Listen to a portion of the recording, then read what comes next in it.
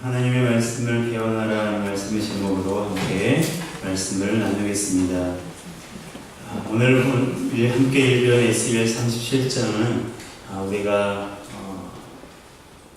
잘 알고 있고 또한 여러 번 아마 들었던 말씀이라 생각합니다. 일명 마른 뼈의 골짜기 환상이라고 불리는 이 말씀 가운데 하나님께서 또다시 오늘 우리 가운데 부어주실 그리고 말씀하실 주님의 은혜를 기대하면서 마른 뼈와 같이 메마라 있는 우리의 심령과 또한 소망과 희망이 없어 보이는 이 우리의 삶의 문제, 이 세상의 그런 문제 앞에서 하나님께서 어떻게 역사하기 원하시는지 또 우리 가운데 말씀해 주시기를 원합니다. 에스겔은 제사장 집안에서 부시의 아들로 태어났습니다. 이 사람은 유다왕 요시야 시대에 예루살렘에서 태어났고 제사장으로서 수업을 받으면서 성장한 사람이에요. 하지만 그의 나이 25살이 되던 해인 BC 597년에 유다가 바벨론의 두 번째 공격을 받았고 이때 당시 유다왕 여호야긴을 포함한 많은 유력한 인사들이 바벨론의 포로로 잡혀갔습니다. 그리고 그 포로 가운데 한 사람이 바로 에스겔이었어요. 포로로 잡혀간 에스겔은 바벨론 땅의 그발 강변에서 동료 유대인들과 함께 공동체를 이루며 살았습니다. 그런데 잡혀간 지 5년째 되던 해인 주전 593년에 바로 그곳에서 에스겔이 환상을 보게 된 거예요. 그 가운데서 하나님의 선지자로 부름을 받았습니다. 이때 그의 나이가 30살 정도였습니다. 만일 고국에 있었다면 본격적으로 제사장으로서의 일을 시작했을 나이인데요. 하지만 그가 바벨론에서 선지자로 부름받았기에 그는 예언 활동을 시작했습니다. 사역하기 쉽지 않은 정말로 어려운 상황이었어요. 이후 에스겔은 22년 이상을 하나님의 선지자로 자기 백성들을 위해서 사역을 했는데요. 하나님께서는 유다가 이미 바벨론에 의해 2차례나 공격을 받아 많은 사람들이 포로로 잡혀가는 혼란스러운 시대에 에스겔을 선지자로 세우셔서 무엇을 선포하기를 원하셨을까요? 첫 번째는 회개를 위해서 에스겔을 부르셨습니다. 하나님은 예루살렘의 멸망과 유다 백성들이 포로된 것이 군사적인 힘의 열세 때문이 아니라 우상을 숭배하고 무죄한 사람의 피를 흘리는 유다의 죄악에 대한 하나님의 심판임을 일깨우셨어요. 두 번째는 하나님께서 온 세상의 주권자임을 보여주기 위해서 에스겔을 부르셨습니다. 하나님은 세상의 주권자는 바벨론 왕 느부갓네살처럼 세상의 권력자가 아니라 하나님의 힘을 선포하게 하신 거예요. 그리고 마지막으로는 백성들에게 소망을 주기 위해 에스겔을 부르셨습니다. 하나님은 유다 백성이 지금은 비록 포로로 잡혀왔지만 하나님이 그들을 버리신 것이 아니라 하나님이 정하실 때에 자유의 몸이 될 것을 선포하게 하셨어요. 뿐만 아니라 그들을 괴롭게 한 모든 원수들이 완전한 멸망이 이를 것이라는 확신을 심어주어서 백성들을 위로하고 격려하신 것입니다. 바로 오늘 본문의 말씀이 이와 같은 세 번째 목적을 위해서 기록된 말씀이에요. 그런데 에스겔이 하나님의 영에 이끌려 마른 뼈들의 골짜기의 환상을 볼 때에는 하나님의 이러한 계획을 알기 전이었습니다. 이전까지는 하나님께서 유다의 죄를 심판하시는 그런 내용에 대한 말씀들이 많았는데요.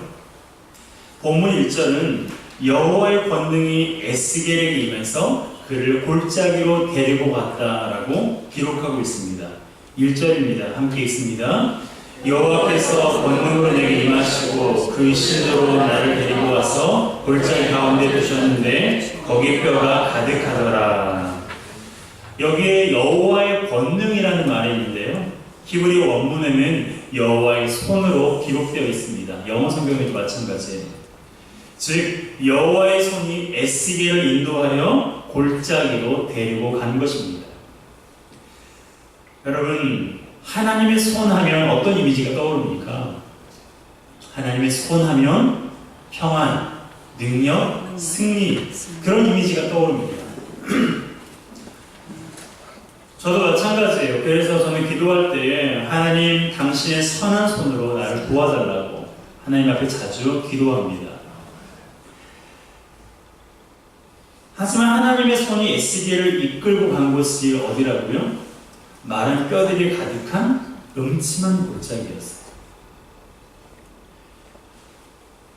평안과 승리는 온데간데 없고 사방이 불안과 슬픔과 패배의 흔적뿐이었습니다.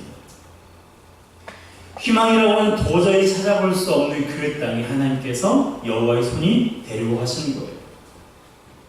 그런데 하나님은 에스겔에게 보기만 해도 끔찍한 그곳을 건너라고 명령하셨습니다. 2절입니다. 함께 읽겠습니다. 나를 그 뼈 사방으로 지나게 하시기로 본즉 그 골짜기 지면에 뼈가 심이 많고 아주 말랐더라.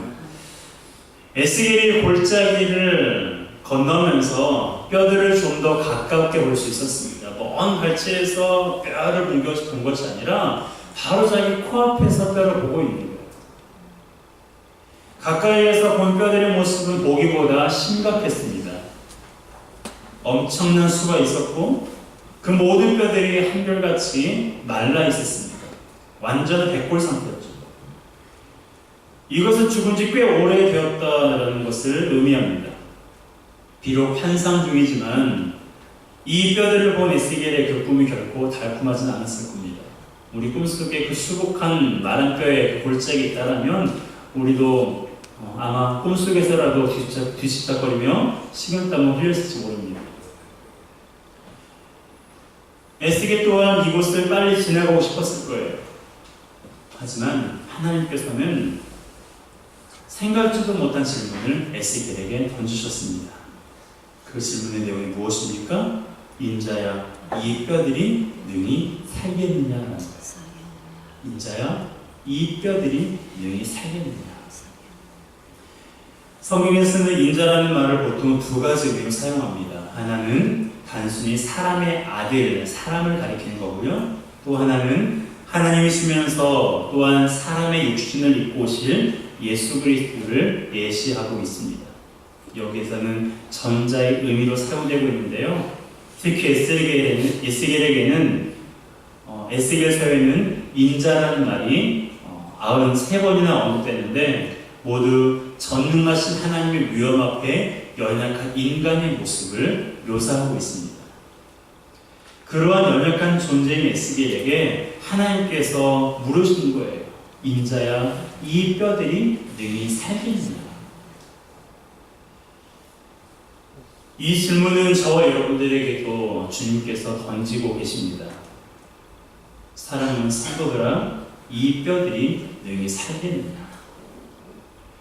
하나님께서 여러분들에게 이 질문을 던지고 계시는데 여러분들은 이 질문에 어떻게 대답하시겠습니까?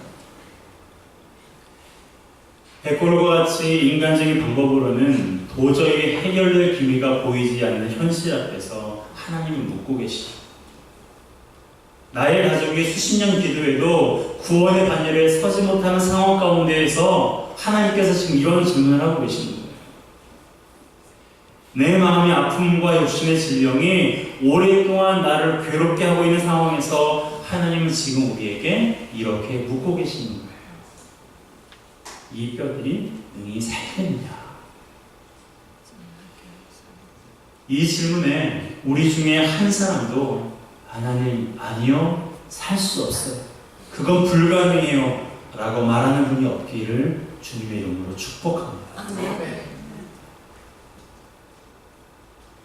하나님, 그런 말도 안 되는 질문을 하지 마세요.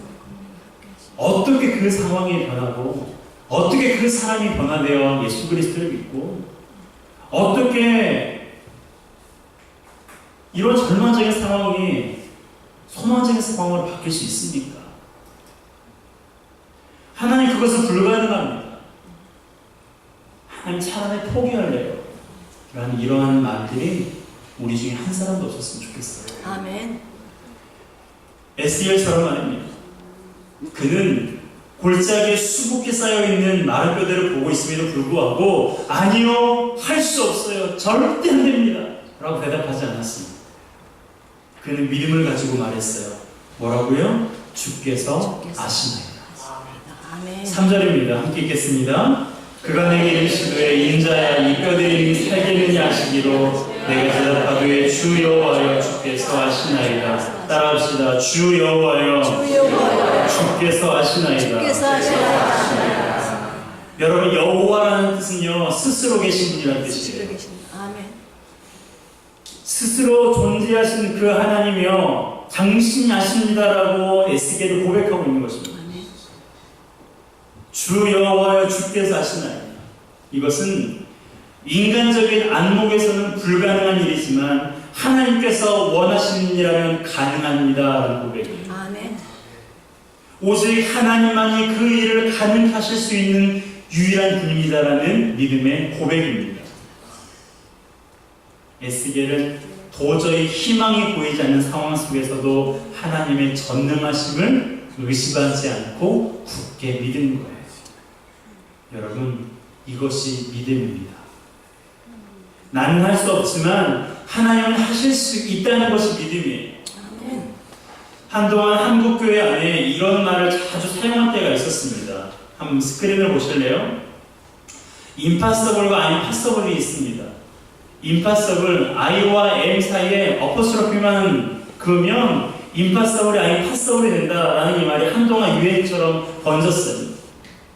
나에게는 임파서블이지만 하나님께는 아임파서블이라는 거예요. 지금 현실을 보게 되면 도저히 불가능한 일이 하나님께는 그것이 가벼운 일이라는 거예요. 상식적인 일이라는 것입니다. 이 사실을 믿으십니까? 이것을 믿는 것이 믿음입니다. 아멘. 여러분, 우리 삶이 도저히 불가능한 것처럼 보이는 것이 무엇이 있습니까? 어떤 분은 영혼 구원일 거예요. 수년, 수십 년 기도해도 전도해도 도저히 믿을 가망성이 없는 것처럼 보이는 사람이 있어요. 우리 눈으로 보면 불가능한 일처럼 보이지만 하나님께는 어때요? impossible이에요. 그러므로 믿음으로 기도합시다. 어떤 분은 30년 이상을 기도해서 시어머니를 구원하게 됐잖아요. 또한 어떤 분은 질병에서의 회복이 불가능한 것처럼 보일 수도 있습니다. 하지만 우리는 질병에서의 치유가 불가능하지 않다는 것을 잘 알고 있어요.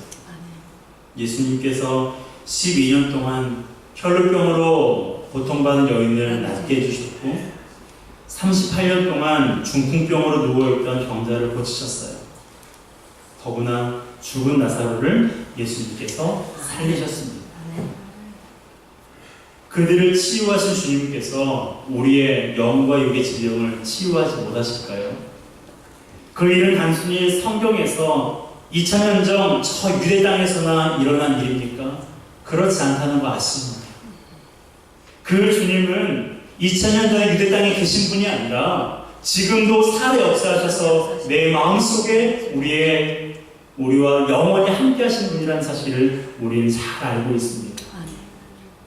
그러므로 내 마음의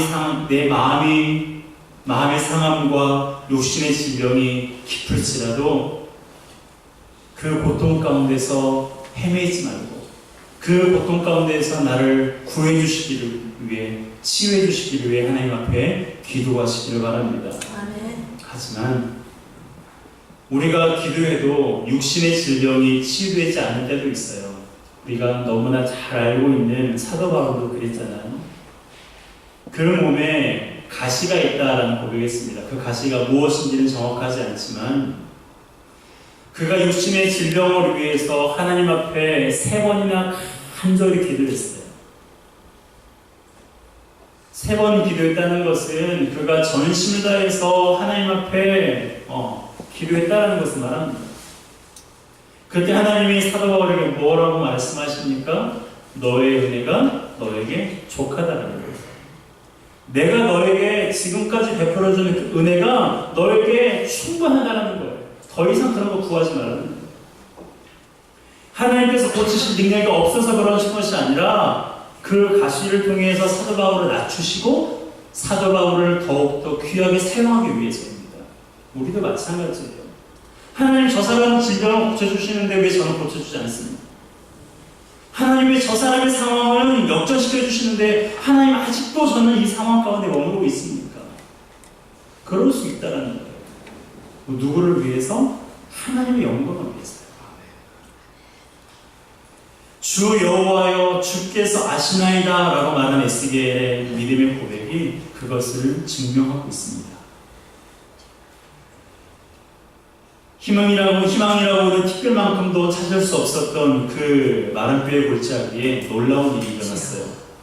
10절입니다. 함께 읽겠습니다. 이에 내가 그 명대로 대언하였더니 생기가 그들에게 들어가매 그들이 곧 살아 일어나서 서는데 극히 큰 군대더라. 할렐루야. 아멘. 여러분 마른 뼈, 그 엄청난 수의 마른 뼈들이 하나님께서 말씀하시자 그 뼈들이 뭐가 되었어요? 큰 군대가 되었어요. 여러분 마른 뼈들을 살아나게 하신 분이 누구십니까? 하나님이세요. 여러분 하나님이 마른 뼈들을 큰 군대로 일으키신 거예요. 도저히 소망도 희망도 없는 그 마른 뼈들을 완전히 백골이 되어서 더 이상 소망이라는 그 말이 사치처럼 느껴질 것 같은 그 상황 속에서 하나님께서는 그들에게 살을 입히시고 그들에게 생기를 주셔서 그들로 하여금 큰 군대를 만드신 거예요. 그런데 하나님께서는요, 이 놀라운 일을 하나님 독단적으로 하지 않으셨어요. 그분은 에스겔을 통해서 자신의 능력을 행사하고 계셨습니다. 12절과 13절입니다. 함께 읽겠습니다. 그러므로 너는 대언하여 그들에게 이르기를 주 여호와의 말씀에 내 백성들아 내가 너희 무덤을 열고 너희를 거기서 나오게 하고 이스라엘 땅으로 들어가게 하리라. 내 백성들아 내가 너희 무덤을 열고 너희를 거기서 나오게 한즉 너희가 나를 여호와인 줄 알리라. 아멘. 아멘. 하나님이 무엇을 여신다고요? 무덤을 여신대요. 무슨 말이냐면 지금 바벨론 포로 가운데 있는 유다 백성들의 마음이 마치 무덤에 갇힌 자와 같다라는 거예요. 절망적인 거죠. 소망이 없는 거죠. 그런데 하나님께서 무덤을 여시겠다라는 거예요. 그것을 지금 마른 뼈의 환상을 통해서 보여주신 것입니다.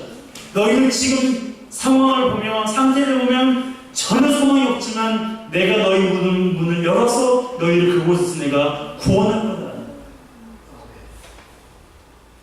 하나님께서 이 놀라운 말씀을 어떻게 하셨다고요? 에스겔을 통해서 대언하셨습니다. 그래서 오늘 본문에 대언하다라는 말이 여러 번 등장해요. 4절에도 보면 너는 이 모든 뼈에게 대언하여 이르기를 7절에도 이에 내가 명을 조차 대언하니 대언할 때에 소리가 나고 움직이더니 라고 기록하고 있습니다. 9절에도 인자야 너는 생기를 향하여 대언하라 생기에게 대언하여 이르기를 10절에도 이에 내가 그 명대로 대언하였다. 여러분 마른 뼈가 큰 군대가 될 수 있었던 이유가 무엇입니까? 하나님께서 대언하라고 명령하셨고 에스겔이 대언했기 때문에 가능한 거예요. 하나님의 말씀에 능력이 있고 그 능력을 믿은 에스겔이 선포했기 때문에 대언했기 때문에 그 마른 뼈들이 일어나 큰 군대가 된 것입니다. 이 능력의 말씀이 지금 우리 속에 있고요. 이 능력의 살아 역사하신 하나님의 말씀이 지금 여러분 앞에 있습니다. 바로 성경이에요. 성경은 하나님의 말씀이잖아요.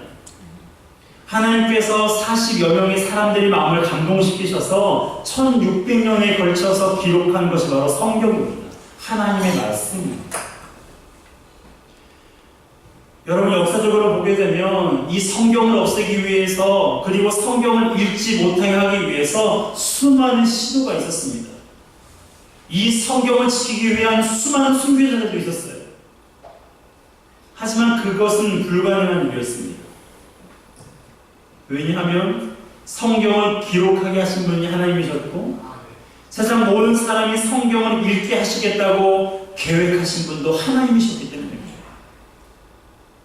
그러므로 우리는 내 앞에 있는 이 성경을 예배 시간에만 쓰는 용도가 아니라 내 영혼의 유익과 삶 속에서 하나님의 인도하심을 받기 위해 하나님의 말씀을 읽고 묵상해야 합니다. 얼마나 많은 사람들이 성경을 통해서 변화되었습니까?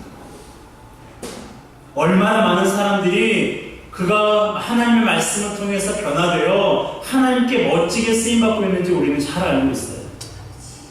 대표적인 사람이 마르틴 루터입니다. 그는 로마서 1장 17절에 기록된 오직 의인은 믿음으로 말미암아 살리라 이 말씀을 읽고 회심했어요. 그가 캐틀로 신부에서 회심하여 오직 믿음으로 구원받는다라는 이 캐치프레이즈를 내걸고 종교개혁을 일으킨 것입니다. 올해는 종교개혁 500주년이 되는 해. 많은 한국교회에서 이 종교개혁 500주년이라고 해서 행사도 하고 여러 가지 세미나도 많이 합니다. 그런데요, 종교개혁 500주년이 된 것도 의미가 있지만 더 중요한 것이 무엇입니까? 내 삶에 종교개혁이 일어나야 된다는 거예요. 마르틴 루터를 통해서 수많은 사람들의 심령 속에 종교개혁이 일어난 것처럼 내 삶의 종교개혁이 일어나고 나를 통해서 또 다른 사람의 심령 가운데 종교개혁이 일어나는 것이 참다운 종교개혁 500주년을 기념하는 것입니다. 그것이 가능하기 위해서 어떻게 해야 됩니까? 하나님의 말씀을 사랑해야 돼요. 내가 먼저 하나님의 말씀을 사랑해야 됩니다. 성경을 자주 보고 생각할 때에 하나님의 말씀이 내 안에 들어오게 되고요. 말씀이 내 안에 들어오면 나를 변화시켜요. 그리고 나를 통해 주변 사람들을 변화시킵니다. 여러분, 우리 삶에서뿐 아니라 주변에도 마른 뼈와 같이 살아가고 있는 사람들이 얼마나 많습니까? 마른 뼈와 같은 그런 상황에 처해 있는 사람들이 얼마나 많아요. 하나님은 우리를 통해 그들을 군대로 일으키기를 원하십니다. 우리 한 사람 한 사람을 통하여서 마른 뼈와 같이 그렇게 소망이 없는 사람들을 예수 그리스도 이름으로 일으키기 원하세요. 대언한다라고 말하니까 설교해야 되고 어떤 강의를 해야 된다라는 그것만 포함되는 것은 아닙니다. 하나님의 말씀을 전하고 하나님의 말씀을 내가 잘하지 못할지라도 이 말씀이 하나님의 말씀이고 그분이 나를 위해서 죽으셨고 살아나셨다는 그 놀라운 사실을 내가 경험한다면 그것을 알고 그것을 전하는 것이 바로 대언하는 것입니다. 여러분, 하나님은 우리가 대언하기를 원하십니다. 하나님의 말씀을 에스겔과 같이 마른 뼈들을 향하여서 선포하기를 원하세요. 믿음으로 말씀을 대언할 때에 무덤에 갇힌 자와 같은 자들이 주님께로 나와 구원받게 될 것입니다. 우리 교회와 한국 교회가 음침한 골짜기에서 나와 세상의 빛으로 하나님 앞에 쓰임받게 될 것입니다. 아멘. 이 귀하고 위대한 일에 우리 모두가 에스겔과 같이 하나님의 말씀을 믿고 그 믿은 말씀을 대언함으로 하나님 앞에 귀하게 쓰임받는 우리 모두가 되기를 주님의 이름으로 축복합니다. 함께 찬양하겠습니다. 저 죽어가는